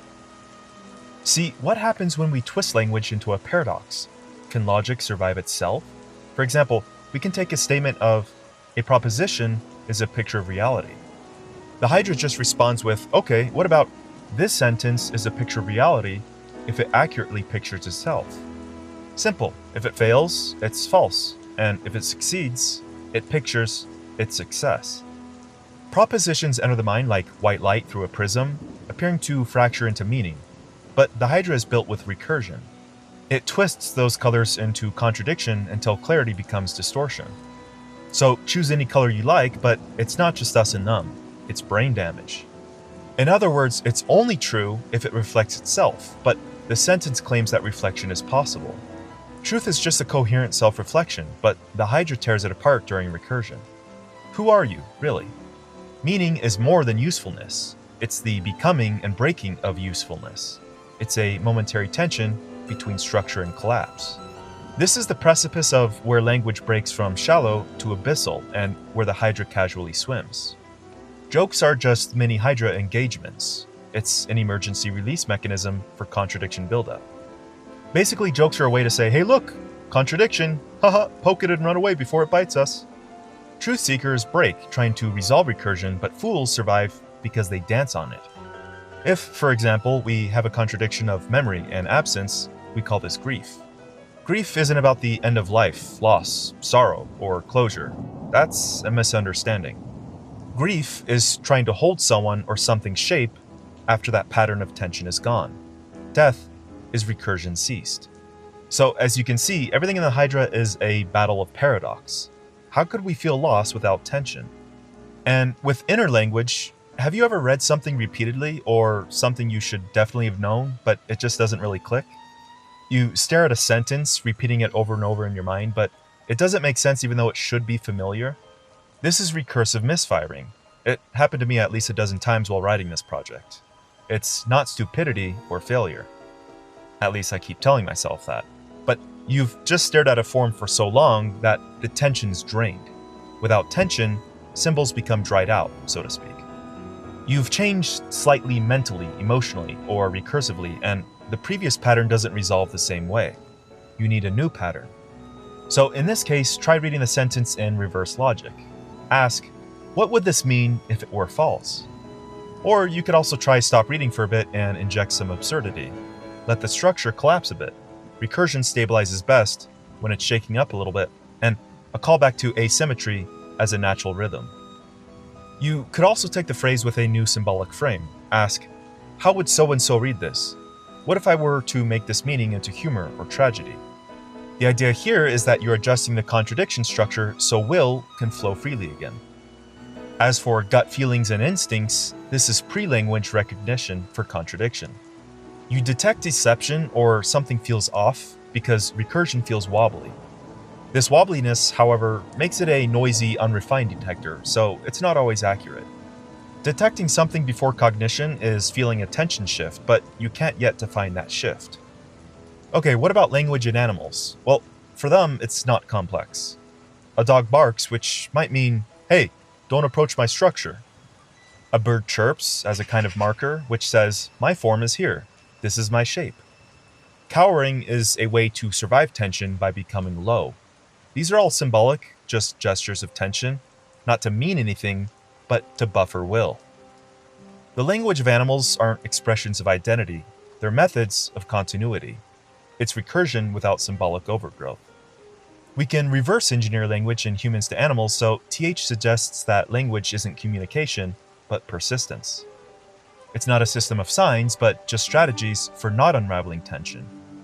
Another example are bugs that use pheromones, like ants. They're writing sentences with chemicals, and these sentences are made of urgency and persistence. Again, language is motion with pattern, so will persists. Okay, moving on. Economically, we've survived the oppression of lords and kings, at least most of us, but now we face possibly greater threats of not only lordship over physical space, but digital space and information. We've replaced classic monarchy with argentocracy, chrysoaristocracy, corpocracy, foolocracy, gerontocracy, kleptocracy, kakistocracy, infantocracy, oligarchy, philarchy, and essentially timocracy. And yeah, I know this is just an audacious writing flex. I did warn you this was part of the creative process, so for the record, none of those are exactly virtuous forms of government. Basically, crown becomes coin, the throne inherits shareholders, the scepter becomes senility, the court is filled with children, and this is at least the US government. Even capitalism breaks down hydratically. Instead of just competing companies, we now have companies that break down competition into miniature capitalist ventures. For example, Uber Eats is a bidding war of the lower class, so the upper class remains untouchable. Transactions become microtransactions. So just wait until microtransactions each come with monthly subscription tiers, and after that, we might see a full system collapse. And that's why today's sponsor is, just kidding, but fragmentation is layered everywhere we look. No system succeeds because none can. See, politics isn't exactly about conflict over values, power, and policy. In TH, we would say that ideology is a mass recursion buffering. Instead of individual recursion, a population collectively agrees to stabilize contradictions, long enough to function anyway. For example, radicalization is ignoring recursion. Revolution is just recursion folding into a new tension. Okay, quiz time for recursion. Let's see how well you think you can figure this one out. What is extremism then, according to TH? What might that be? What kind of recursion is that? So, pause or not. Extremism is a denial of recursion. It's a rejection of paradox. For example, fascism is the destruction of force paradox using symbolic purity. It can't sustain itself for very long because it lacks complexity. Conservatism is conserving tradition or anchoring recursion. It tries to freeze tension as something sacred. But when past tension meets present contradictions head-on, collapse becomes dogma. Something like fiscal conservatism is just reducing recursion instead of stabilizing it. It's an attempt to measure paradox with a ledger. It's trying to put a budget on logic. Liberalism is a theater of balanced contradictions. It's flexible, but it crumbles under intense paradox. Liberalism is like trying to gerrymander the Hydra's teeth by keeping everyone talking. It's a cute and polite illusion. Neoliberalism is just monetized recursion disguised as freedom. This is fueled by delusion, which pretends friction is just inefficiency. Basically, this kind of government pretends recursion doesn't hurt you so long as you buy faster Wi-Fi. Why resolve tension when you can sell it? Socialism is basically redistribution of tension. It's not that inequality is a moral failure, but a recursive imbalance. Done wisely, it becomes an attempt to rewire the web of tension, not to erase paradox, but to share its cost. This requires precise management of recursion pressure. Done too strictly, it risks collapsing into symbolic uniformity. There aren't any real political sides, just different recursive layers. Some hold for a while and others collapse easily. But every ideology are just the ways we deal with paradox. So you ask, are values objective or do they shift across cultures? The Hydra answers, well, what the hell do you want? You want goodness to be universal but usable. You want truth to be stable but flexible. Make up your damn mind. What do we do then? Well, we just call this political contradiction debate. Of course, we can apply TH also to education and knowledge itself. Perhaps the internet was a mistake after all, and not even Harambe can bring us salvation. The more knowledge we acquire, the harder it becomes to master any field. The pursuit of knowledge accelerates its fragmentation. As fields grow, they splinter into multiple hyper-specific disciplines that become confusing to outsiders. The sheer number of scientific studies published daily makes it impossible to stay up to date in any given domain. More degrees and certifications exist, but now they hold less real-world value. Thus, we create more experts in their fields, however, we fragment value as well. Truth's Hydra extends far beyond philosophy. It explains real, observable paradoxes in science, technology, psychology, politics, and culture. As you see, every attempt to solve a problem creates deeper, more complex challenges that may have no final resolution. Now, let me clarify that I am science-driven and I regard science with deep respect. Science is the main reason I'm able to talk about all this and share my perspective. It's foundational for me. TH never denies material science. I assume its accuracy, but it's also insufficient. That's why the Hydra gives science a deep bow of respect, but science is humble enough to admit its incompleteness while being able to adapt. What TH does is aim for meaning and pattern recognition. So yes, I know I'm going to get a critic saying, you can't prove TH, you can't test it. I'm saying, you already are. You're testing it by reacting with discomfort. It's an explanation for recursive feelings that dance around physics. So why do I keep talking about scientific materialism and metaphysics at the same time in this model? Because that's what it does best. The Hydra loves the tension of contradiction. With that said, let me explain why science, while practical and noble, often fails or is commonly misinterpreted, at least according to TH. From the Hydra's POV, it's not about the pursuit of objective truth, it's a protocol of controlled recursion. Science is designed to stabilize meaning by isolating specific fibers of the rope of tension. Science fears the Hydra, and wisely so. It can account for its own recursive loops, especially with systems based on observation. For example, consciousness, cosmology, quantum mechanics, and so on. So, science is a filter for tension, but even this filter breaks when the truth screams back. Science often creates models that depend on the models of the modeler. And what happens when we approach systems that cannot isolate the observer? So these are hydratic stress points. TH is also applicable to cosmology, where the more we learn about the universe, the more disturbing the silence becomes. If we ever find alien life, it may not be the salvation we hope for, but a more advanced entity that negates our existence. The axiom here is that they're attached to the Hydra as well, if they're a conscious intelligence anyway. And what else could there be? And I'm not suggesting we stop looking for answers. In fact, that's my exact compulsion here. But as we reveal more layers of truth, science doesn't necessarily simplify reality. It reveals greater layers of unknowns. The search for truth inherently alters what we seek. The deeper we dig, the less stable reality becomes. Even cosmic inflation was proposed to solve the horizon problem, but in doing so, it created new, unresolved questions like, what caused inflation? Why did it stop? And what came before? Everything we think of as a tool, a discipline, or other methods of truth-seeking is just a way to manage recursion. The Hydra is never outside the domain. It's always inside the structure. So at some point, I wanted to critique my framework and see how well it held up. To be honest, I've never actually had a conversation with an AI, any of them, and I figured, well, why not now? Who better to get feedback from and dive into my ideas? And I wasn't disappointed, not overall at least. The conversations took place between ChatGPT and Claude from Anthropic.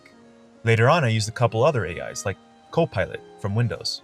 ChatGPT appeared more reliable here, and I didn't have to pay a subscription for it. Furthermore, I had to restart the conversation many times, and unfortunately, I had some conversational depth with both AIs here, while remaining anonymous, so some conversations were lost. But there were other concerns. So first, I gave them both anagrams for pattern seeking. And honestly, they were both pretty embarrassing for the most part. They kept missing letters and missing certain arrangements. However, Claude performed better. And when I tested them with an improvised Wordle, they both failed pretty badly here. I noticed ChatGPT was better for retrieving flavorful info, while Claude seemed to offer more general analysis. AI is probably better at looking for inducing open source information and compiling it, rather than pattern deduction with tightly built parameters. I think AI needs to be given specific tasks for efficiency, much like people working on particular parts at a warehouse. But its ability to quickly generate information over broad fields was a true strength. This is like asking a general manager about how parts fit, the overall scope of the projects, the department locations, the history, and so on. It's as if they know which boxes the parts belong in and their function, even if they lack the forklift certification. It's like the guy who knows a lot but sits at a desk and never gets his hands dirty. So thankfully, this is all I really wanted to try AI for. However, I asked them both many times over to remain as unbiased as possible. I asked them to consider pessimistic and optimistic biases. I even called out ChatGPT multiple times for possibly telling me what I wanted to hear, and it offered me some pushback. Oh, and don't get me wrong, talking to the AI really pissed me the fuck off, but they still came out as a net positive. So please keep in mind that I do understand, I promise I do understand that AI will tell me what I want to hear. So I tried remaining unbiased, and the support I gathered didn't require AI. Furthermore, I repeatedly asked it to critique this framework and look for any faulty logic or counterpoints. Still, I'm always open to more critique and discussions. At the end of the day, I would encourage anyone to have their own conversations with them, and I'd actually love to read what it has to say, even if there is any conflict. Now, let's talk about some possible weaknesses in this framework. So, both the AI countered me with many principles in our discussions, although Claude gave more pushback, until eventually we just ran in circles. However, if people live by optimism bias, I considered whether or not this would affect the data that AI actually use here. I mean, people love to hear themselves talk, right? And that's exactly what the AI does. Furthermore, the AI is specifically designed to keep things user-friendly, which is why I insisted it remained unbiased. Well, at least I tried.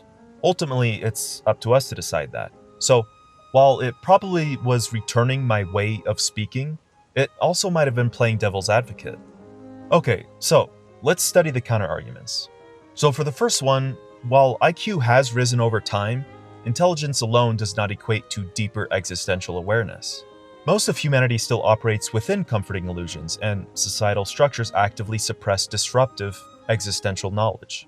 If intelligence naturally led to more awareness of bleak truths, one should expect that existential dread to increase as intelligence increases as well. So while some intellectuals actually experience this, most people remain shielded by cultural narratives, entertainment, and social structures, and this keeps them from facing deeper existential horrors. For the second one, okay, while it's true that individuals can rewire their brains to mitigate suffering, this doesn't necessarily mean suffering is decreasing on a macro level. Instead, it suggests that humans are developing more sophisticated defense mechanisms against suffering. The need for these mechanisms supports Truth's Hydra, that suffering constantly mutates and forces consciousness to develop countermeasures. It does this rather than suffering itself being reduced. Persisting in meaningful systems rather than exposing their utility in maintaining function is an optimistic bias. For the third one, okay, but these coping mechanisms and others like religion, philosophy, therapy, they often serve as anesthetics rather than actual solutions.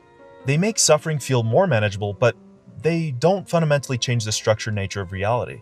Now, there is some evidence that understanding can bring relief, but if these were truly effective at overcoming existential suffering, they wouldn't require constant reinforcement. Just think about it, why do you have to keep layering it? Adaptation is better described as a necessity rather than an improvement. For the fourth point, I argued that while altered states of consciousness might offer new perspectives, these experiences are just temporary. They're ultimately limited by biological constraints. Any relief they provide is just short-lived, and although I myself have not experimented in this area, many individuals experience greater existential dread after coming close to terrifying or incomprehensible truths. The so-called ego death phenomenon could be seen as the Hydra momentarily receding, but it only grows back stronger once the individual reintegrates into ordinary reality. Personally, I've had more than one ego death, at least how I see it, and every time I felt temporarily at peace, but ultimately, I felt like a much more degraded version of myself. It felt like existentially breaking. For the fifth point, Claude specifically maintained that conscious experience was at least neutral. I mean, come on Claude, really? So it suggested that optimism evolved because reality presents both opportunities and threats, and a slight optimism bias proved beneficial. It insisted that positive states are valuable because of their impermanence. But this is silly. I mean, why should we need them in the first place? So rather than assuming balance is an illusion created by filtering mechanisms, Claude proposed reality contains good and bad in some kind of harmonious balance. At this point, I was curious of the original Hydra's accuracy to reality. So here was ChatGPT's estimates on the probability of Truth's Hydra philosophically, as originally described, without any supporting evidence. But first, let's give it some main principles. So following all of this exactly, and assuming a necessary duality, it determined these odds very low, anywhere from 1 to 10% probability. But it did give the probability that TH exists with infinitely worsening recursion at 30 to 50% odds. It gave the probability of being at least partially true as moderately high. That was 60 to 85%. And it estimated this model overall to be about 55% accurate. It believed that some version of it, where knowledge leads to recursive layers of deeper horror, it seemed highly plausible according to that. But both AIs believe the weakness lie in the assumption that suffering is intrinsic to intelligence, with possible human bias, which was fair. After all, this is specific to consciousness. Now, the goal was to boost these probabilities to match reality as best we could without cajoling the AI. It was surprising because ChatGPT uncovered a blind side and offered a different narrative, although I didn't necessarily agree with all of its points.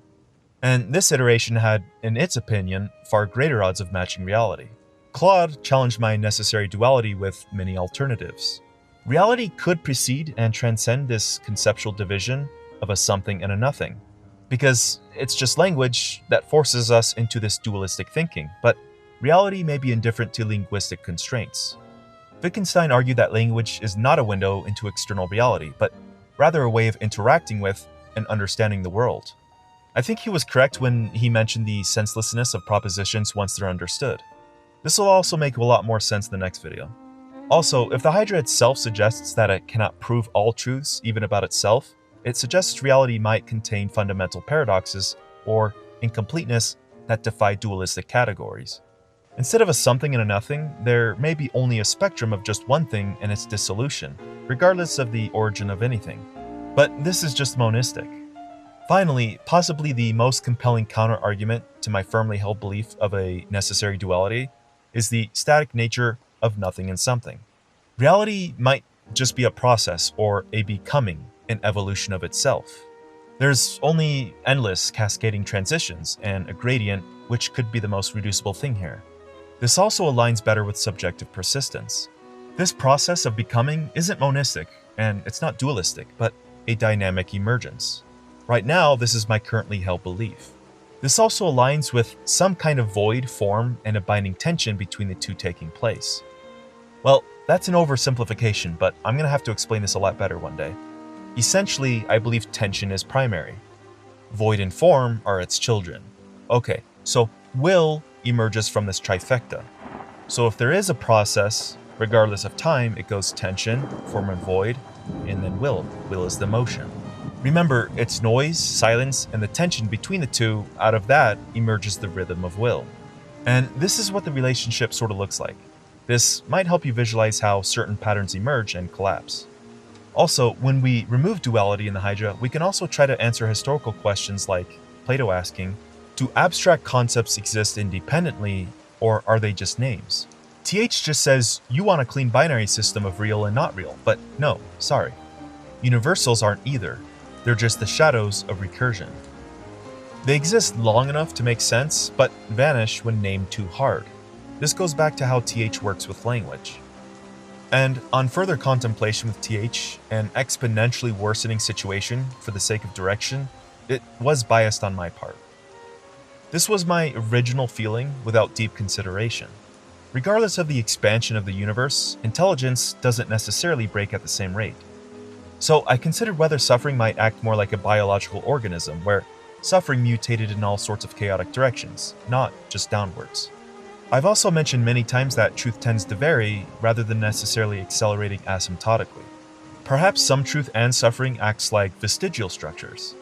Suffering may persist in forms that no longer serve a clear purpose, or even re-emerge in unexpected ways. So with this consideration, the Hydra shifted from a nonlinear increasing horror to a sort of tangled, unpredictable growth. Instead of asymptotically increasing, it became more of an ever-expanding fractal. Now, it grew downward into deeper horrors, but also sideways, backward, and even paradoxical loops.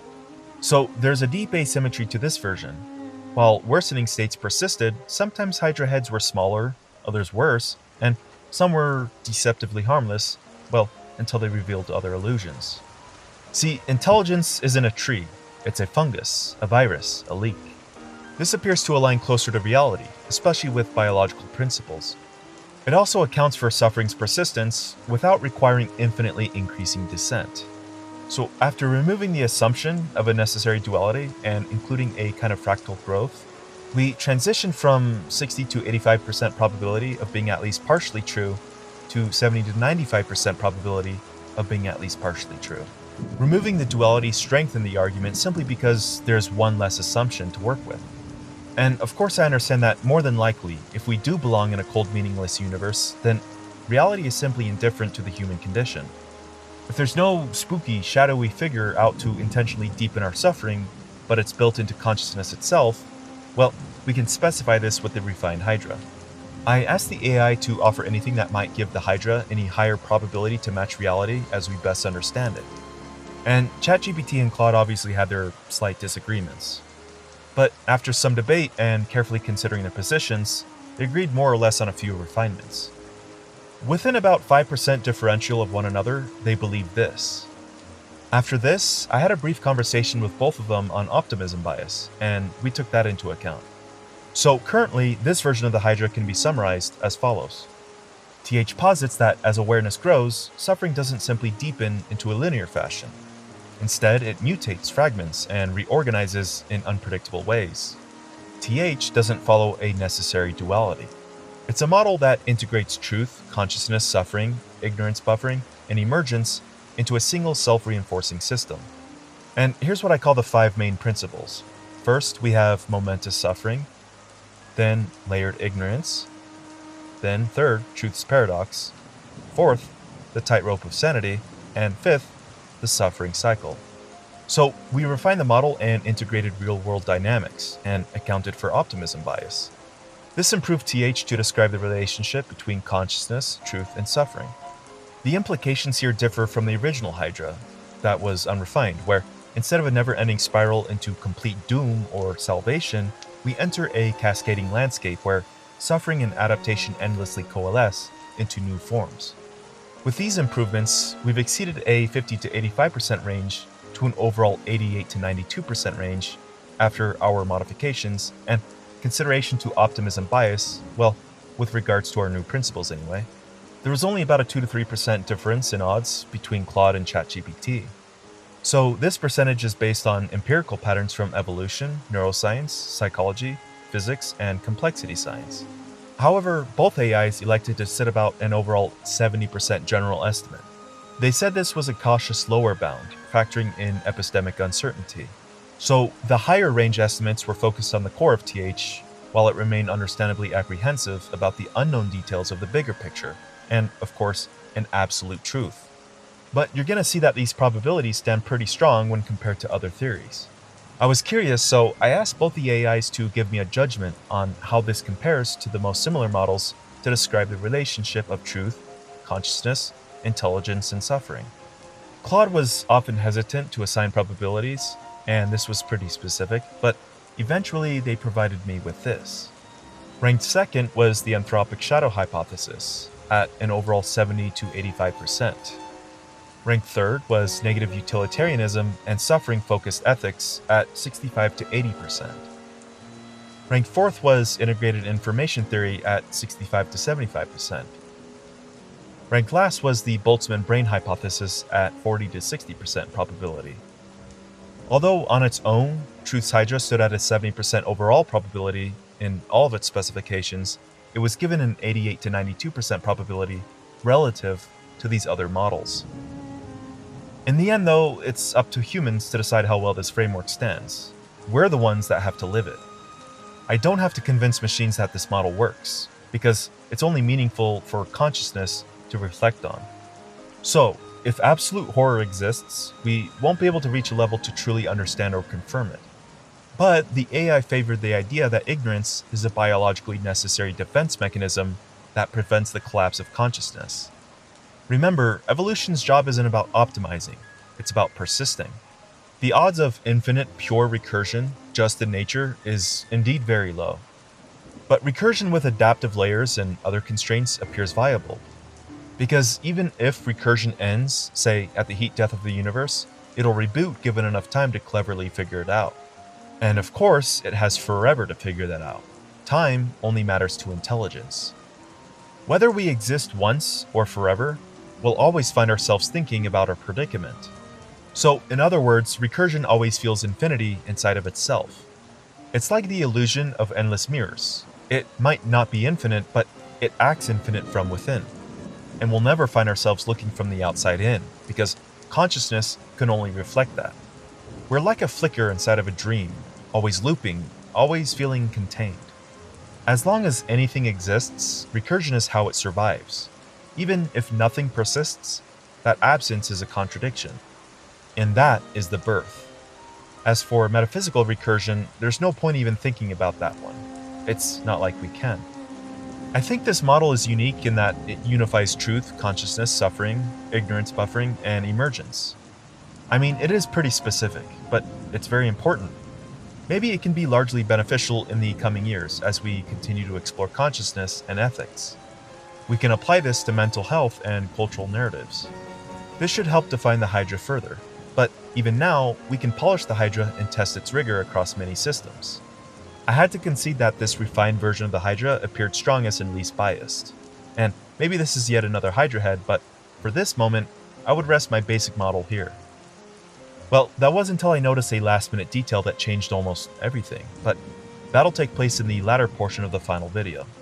But this foundation allows me to retain my other beliefs, in mitigating suffering, and not necessarily giving into complete despair. However, there were many unanswered questions, and still the slight possibility of the original Hydra running rampant, and perhaps we should assess some risk with it. Even if it's only about a 10% odds of probability the original Hydra, this is based on our current understanding. Evidently, reality is fundamentally bleak, or optimism bias wouldn't be necessary.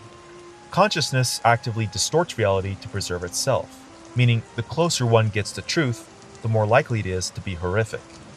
The pursuit of knowledge is self-defeating because deeper awareness removes illusion, but it doesn't remove suffering. So this just reinforces the Hydra's cyclical nature. But maybe for today, just today, we can pause on this ladder rung before it collapses. And if you've listened to this entire video, or even part of it, I honestly, sincerely thank you. So for the record, the AI was largely helpful in layering the final principles here. And in the next video, we'll discard our terrestrial groundings and dive with the original Hydra structure, where eventually suffering and awareness infinitely grow together. Should this version be true, we'll begin to understand its most extreme form. What are the implications of this eventual nightmare? We'll be looking at possibly the most harrowing version of reality yet. We'll also give the beating heart to the Hydra, even if that version is too twisted to be real. But for now, take care of yourselves, and I'll see you in the next video. Thanks. Bye.